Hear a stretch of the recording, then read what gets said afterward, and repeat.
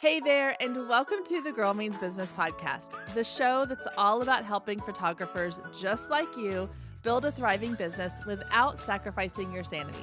I'm your host, Kendra Swalls, a former teacher turned full-time photographer and marketing coach, here to fill your earbuds each week with practical tips, real-life stories, and a whole lot of encouragement. So if you're ready to dive in, let's get to it because this girl means business. Hello there, and welcome back to the Girl Means Business podcast. Now, we are getting into the time of year when some of you might be thinking about your upcoming mini sessions. It is looking ahead to spring and summer and mini session, or what I like to call mini session season, when we start looking at what are the things that we can do to either bring in some extra cash, or you may have mini sessions that you do every single year. And this is the time of year when you really start planning for those. And one of the things I notice when I see photographers starting to plan mini sessions, and I say this from experience because I have been there, I have done that, is they plan out their mini session. They do everything to get it ready. They have the most amazing setup. They have rented the studio space or chosen the location. They have all of the decorations, all of the props. Maybe you have your booking page ready to go, and then you're so excited, and then crickets. And you get really frustrated because you're like, why is no one booking my mini sessions? Like, what did I do wrong? What's happening? And I'm here to tell you today that it is not your pretty pictures. It is not that you're a bad photographer. In fact, most of the time when I see this happening, it is photographers who are incredible at what they do. They're amazing. Their setups are creative. They're unique. They've done everything right when it comes to the photography. What's lacking is the system that needs to be in place to help you market these mini sessions. And so I want you to think about where you're at right now. If you're someone who does mini sessions on a regular basis, I want you to think about what that has looked like for you in the past. Most likely it's looked like kind of what I described earlier. You are planning everything out behind the scenes. You're doing it in your brain. You're doing it in like a notes app. You're coming up with a vision board. You're collecting all the props. You're scouting the locations. You're doing all of this work behind the scenes, but nobody knows about it. And then all of a sudden, once you have everything ready to go and it's like launch day, you're putting it out on social media. You're putting it out on your Facebook page. You're putting it out on your website. You're maybe emailing it to your list if you have an email list. And then you're getting anxious and worried when just a handful of people book, if anybody. And then what I see happening is this cycle of, okay, well, then you get worried. So then you start posting more. You put it into moms groups. You start to question, is my pricing off? Is it a bad date? Are my photos not good enough? Like what did I do wrong? And the problem, again, like I said, is not the market. It's not the photography. It's the marketing. So what I want you to envision instead is how it should look or how it could look. So imagine this, you decide to open up spots for, let's say it's a spring wildflower mini session. You create all the images, you set up the booking page, and all along that time, all in that process, you are sharing little behind the scenes clips with your audience, whether that is on social media, whether that is in an email, whether that is in a private group on Facebook, wherever you're doing this, you're sharing like little teasers. And then you start sending out emails to your email list. And before you know it, you've already filled up your entire mini session slots and you haven't even posted it on social media yet. Like that's the dream, right? That's what we want to get to. We want to get to the part where like, you don't have to worry about, am I going to fill these spots? All you have to worry about is everything set up on the back end to receive the bookings that are going to come my way. So how do you get there? What do you need to do? Well, that's what this episode's all about. I'm going to share with you the ideal structure for marketing your mini sessions year after year and building out a list of clients who are excited to book a session with you, book a mini session with you, so that you don't have to worry about posting on social media or in moms groups to try and fill your spots. Okay, so let's start at the very, very beginning. Number one, first step in the system is to build anticipation. The mistake I see a lot of photographers making is that they do not share anything about their mini sessions until it is time to hit publish and you're ready for people to start booking with you. And what happens then is that your clients are like, whoa, hold on. Like, I wasn't ready for this. Like, I love this idea, but I need time to like figure out if that date's going to work. I need time to figure out if I can afford this. Like, are we going to be in town that weekend? Well, whatever it is they need to do in order to prepare and plan, they don't have time to do because you've just sprung this on them out of the blue. Even if it is something you do every single year, if you have not built anticipation, it is still going to feel like it's coming out of the blue to them. So one of the things that I want you to do is to, like I said earlier, start sharing these little details ahead of time. They're going to get people excited. So what are some examples of that? Well, let's say you're doing, like I said, these kind of, I'll give you two examples. One, let's say you're doing outdoor sessions. So you're doing a spring wildflower mini session, or, Easter sessions, bluebonnet sessions if you're in Texas, whatever you're doing. I want you to share little behind the scenes clips of you scouting locations and make it a teaser, like found this amazing location with like a little drive-by video or a quick little photo. And then put a question of like, what do you think I'm planning to use this location for? Or if you're doing a studio setup, I want you to share little close-up photos of some of the details and the props of what you're going to do in your setup. And then say something like, something super exciting is coming, and then put the date for when you're going to open up bookings. But don't necessarily tell them all the information. They don't need to know the exact location. They don't need to know the exact price. They don't need to know all the details just yet. You're just building this excitement around what you're doing. Ideally, you want to do this. You can do it on social. You can also do it in an email list. And this is a great way to start building your email list, because in that perfect scenario, you don't ever even have to post to social media to get your mini sessions booked. You are just sending out an email, and those clients are like, yes, this is what I've been waiting for. And you book out without ever posting on social media. Like, that's the dream, right? Well, you can't do that if you don't have an email list built up. And so as you're building this anticipation, start getting people on your email list. Give little teasers, post a little sneak peek of your setup or your location, and say something like, want to be the first to know when I announce my, what this is going to be, or however you want to word that.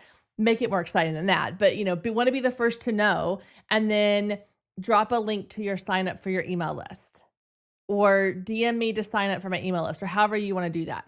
But make sure that there's a way for them to get on that email list, because then they're going to be more likely to see when you actually post your actual opening.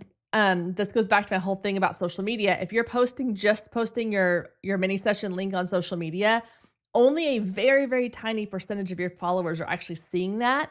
And so if you are able to send it out into an email list, or even a private Facebook group is a little bit better, then you're more likely to get more eyes on that, and which will result in more bookings. So step one is to build that anticipation and grow that email list. Step two is make it as simple as humanly possible for people to book with you. This is another problem I see photographers do, is they're like, hey, mini sessions are open for booking. Here's the link, or email me and then I'll do this and then we can do that. Like, you need to make one landing page that has all the information that they are going to need in order to book with you. So this could be information about, what are the locations? What are the times? How much does it cost? What are some examples of how it looks? All that stuff needs to be on one simple page, whether it is message me to book or here is the link to choose your time and book now. And all of it needs to be in one process. They need to schedule, book, and pay in one process. And you can do that a couple of different ways. If you have a client management system like Honeybook or Dubsado, that typically is a way to do it. If you have a program called Sessions, that is a great way to do it. In fact, their whole kind of platform is on the idea of booking mini sessions. If you already have Flowdesk as your email marketing provider, because you have listened to my podcast and you know how amazing Flowdesk is, then you can also set these up through Flowdesk. So I will have all of those options linked down in the show notes if you want to check any of those out, if you don't already have something in place to help make that booking process really, really easy. So make sure it's simple, make sure it's easy to understand, and make sure it's easy for them to book. Number 3, is scarcity sells. Only if it's real though.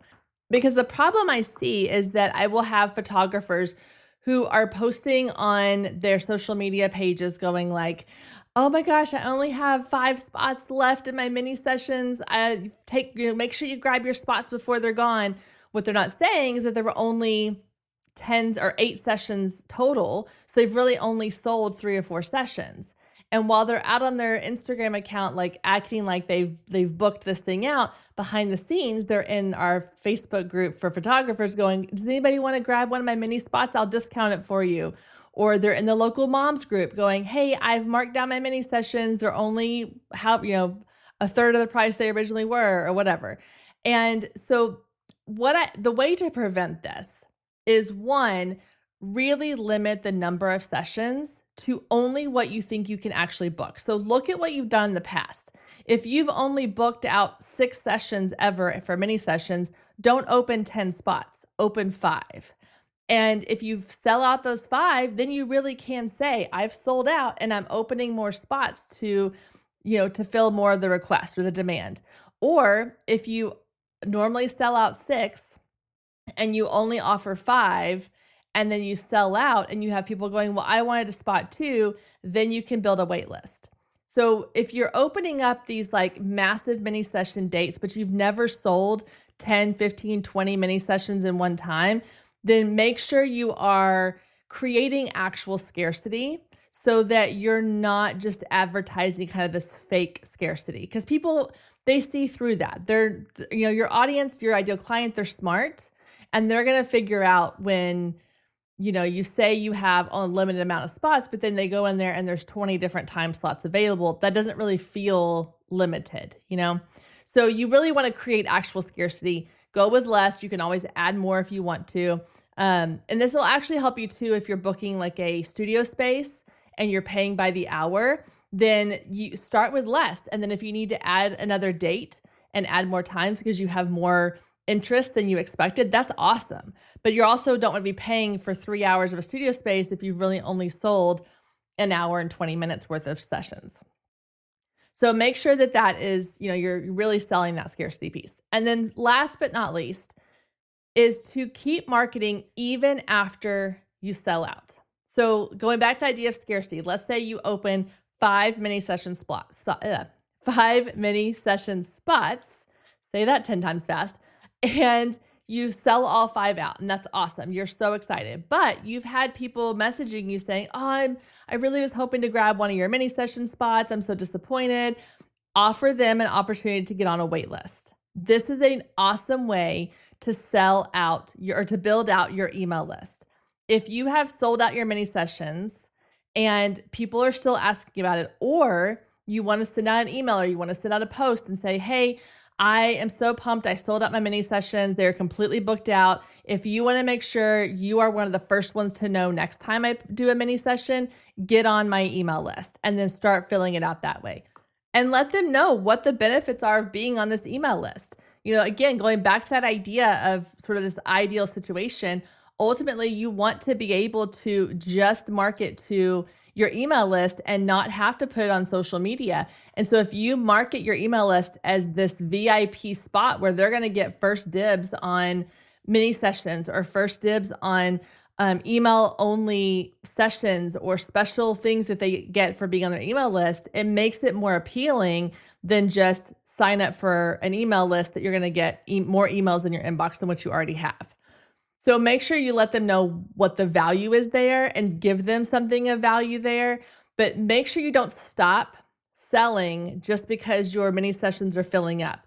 Keep selling even afterwards and keep using that as a way to build out that email list. And then before you know it, you do this a couple of times and you've built out enough of an email list that, again, you go back to that ideal situation. You don't even have to open this to the public. You can create mini sessions that book out just by putting it into your email list. And that's the dream. So the bottom line is that mini sessions don't fail because of bad pricing or bad photos or a horrible Instagram algorithm. They fail because there's no system in place. So when you intentionally create a system that stops feeling spur of the moment and chaotic and starts feeling like something you can do and be repeatable every single year or every single time and gets you more results, then that's the kind of marketing that's going to help you to feel really good about doing mini sessions going forward. Because repeatable marketing is where freedom really lives, because you can just start that cycle up again. You have, the wash, rinse, repeat. You do it over and over and over again, and you know what results you're going to get from it because it's tried and true, instead of just posting and hoping and posting and crossing your fingers that it's going to fill up. Create a system in the back end that is going to guarantee that you have sold out mini sessions every single time. All right, guys, that is going to do it for our episode this week. I hope you enjoyed this. I know we're getting into mini session season and I'm excited about it. I hope this gives you some things to walk away with to actually implement. If you have questions, thoughts, ideas, or feedback, please feel free to reach out to me. I'm on Instagram at Girl Means Business, or you can email me at kendra@girlmeansbusiness.com. I always love hearing from you and having conversations, so please feel free to reach out. I hope you have an amazing, amazing week, and I will see you back here next week, same time, same place.